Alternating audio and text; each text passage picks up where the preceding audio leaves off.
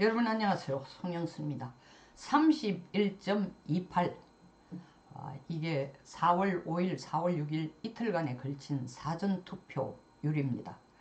이 사전투표 제가 2014년 지방선거에서 처음 도입이 된 후에 처음에는 11%선밖에 안 되었는데 그 2년 후에 총선 때부터 2016년 총선 때 12%선을 넘어서더니 2020년에는 26.7% 거의 2배를 넘었습니다.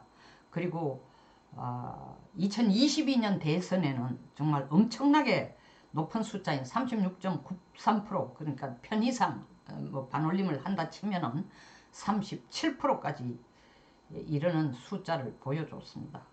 그래서 지금까지 나온 그리고 이번 총선에서의 사전투표는 31.28%입니다. 그래서 지금까지 나온 사전투표율 지방선거거나 대선이거나 총선이거나 다 합쳐서 가장 높은 사전투표율을 보여준 것은 2년 전 대선입니다. 그러나 총선으로서는 16년, 22년, 22년 세 차례에 걸쳐서 16년, 20년, 24년 이번이 세 번째가 되는 세 번째 사전투표율이 적용되는 이 케이스에 있어서 점점 갈수록 이 사전투표율이 높아지고 있습니다. 근데 총선에서는 2016년과 2020년을 경험을 바탕으로 해서 사전투표율이 높으면은 본선투표율도 높아지더라. 그리고 사전투표율이 높으면은 민주당이 승리하더라. 이때까지 2016년과 2020년 총선을 보면 맞는 얘기입니다. 그런데 또 대선을 보면 조금 달라요. 대선은 2017년 문재인 대통령이 당선되는 대선에 있어서는 사전투표율이 26% 나온 데 비해서 본선이 77.4% 굉장히 높죠. 그리고 민주당이 당선이 됩니다. 사전투표율이 26%인데 비해서.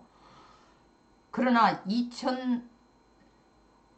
2022년 대선 투표에서는 사전투표율이 2017년 문재인 대통령 선거 때보다도 10%나 높아졌는데 민주당이 다시 말하면 진보 쪽이 당선되는 게 아니라 보수 쪽이 당선이 돼서 윤석열 대통령이 77.1%의 본선 투표율을 얻으면서 당선이 됐습니다. 그래서 선거 전체를 통틀어서 사전투표율이 높으면은 진보 쪽에 유리하다라고 이런 결론을 내리는 것은 예외도 있다.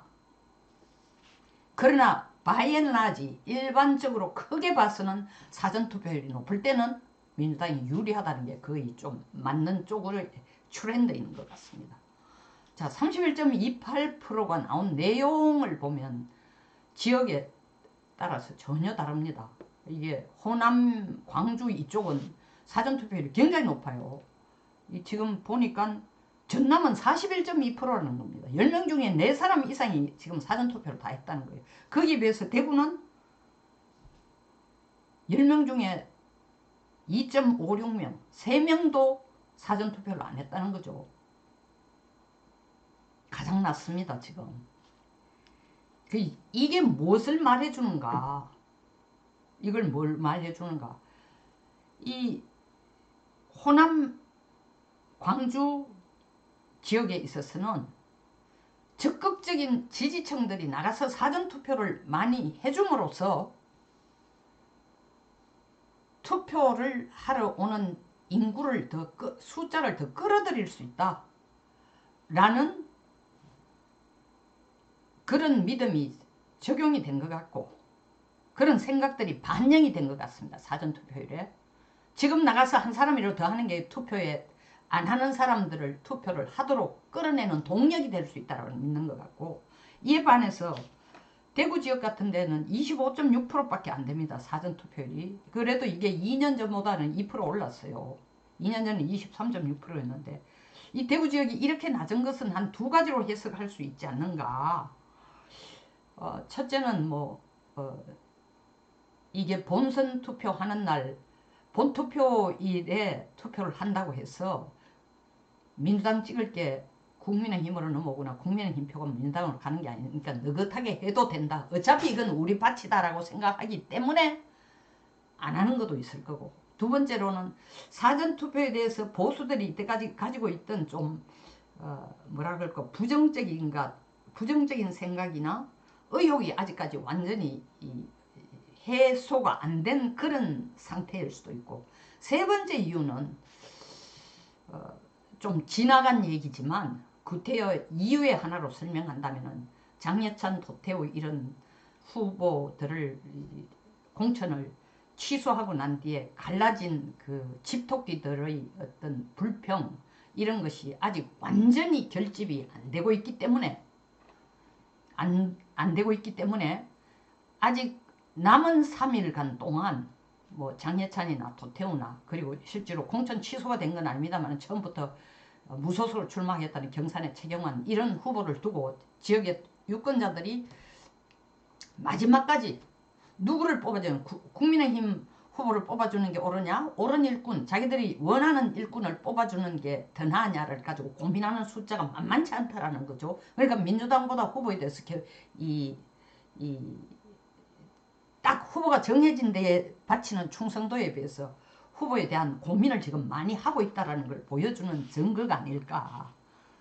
그리고 이 증거는 또 무당청을 분석해봐도 똑같은 겁니다. 앞으로 남은 선거 기간 동안, 선거운동 기간 동안 우리가 설득할 수 있는, 우리라는 게 국민의힘이 설득할 수 있는 큰 표밭이 어디냐 하면 무당청이에요. 무당청이 지금 17, 18% 정도 된다는데 이 무당청이 가장 높은 것도 대구입니다. 그리고 무당청이 가장 낮은 곳이 호남이라고 합니다. 이 대구가 무당청이 24%, 4명 중에 한 사람이 아직 마음을 결정을 안 하고 있다는 거죠. 어떻게 해야 될까? 라는 마음을 결정을 못하고 있거나 아니면 다 싫다.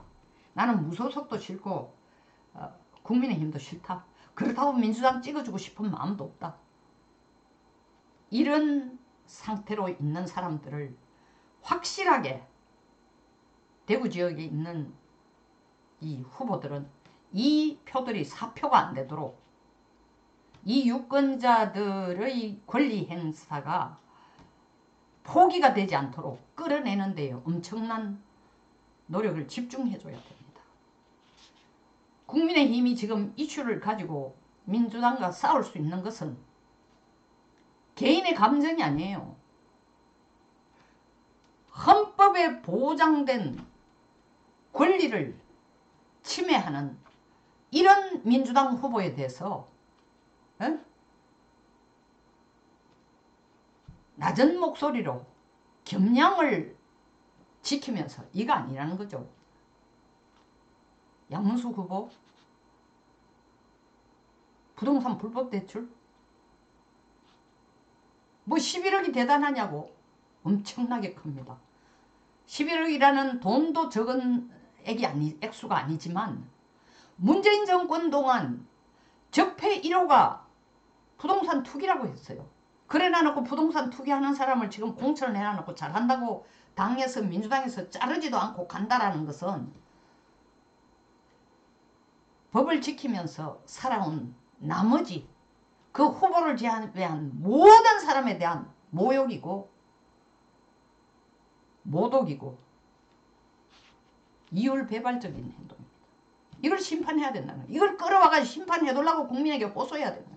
그리고 김준혁 후보 여성성을 아무리 자기가 뭐 궁중의 에로사를 전공한다 손치더라도 지금 듣기가 거북하고 이게 납득이 안 되는, 그리고 본인 자신이 증명할 수 없는 말들을 수도 없이 해놓고 있습니다. 그리고 여성에 대한 비하 발언이 이건 뭐 얼마 전에 조수진 민주당의 강북을 후보 이건 비교가 안 됩니다. 안 잘라내고 있어요. 그런데도 조수진 후보가 디펜스 해준 사람이 뭐 사실 성가해자가 몇 명 되겠습니까? 그 사람이 잘했다라는 뜻이 아니라 무게로 비교하자면 비교가 안 돼요. 이거는 전 대한민국 여성에 대한 모독이에요. 물론 이화여대라는 특정 단체에 대해서는 감당할 수 없는 아픔이고 모욕이죠. 어떻게 이대 총장이 학생들을 미군에게 성상납을 시켜줬다고 발언을 할 수 있고, 대한민국 대통령이 무슨 위안부하고 관계를 했다고 얘기를 하고, 소녀들하고 관계, 이건 사자 명예훼손도 있고 인권이 대한민국 헌법이 보장하고 인권법이 보장하는 것에 대해서 정면 배치되는 행동을 하는 사람을 앞으로 법을 만드는 입법부의 입법기관이 되라고 뽑아주려고 하는, 그리고 그런 사람을 공천 취소시키지 안 하고 끝까지 끌고 가는 민주당에 대해서 포효해야 되는 겁니다. 집중 공격해야 되는 겁니다. 이게 뭐 장예찬의 난교 이런 거 발언하고 비교되는 수준이 아닙니다. 근데 우리 당은 딱 잘랐어요.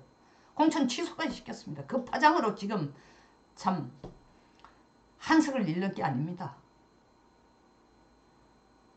남은 3일 동안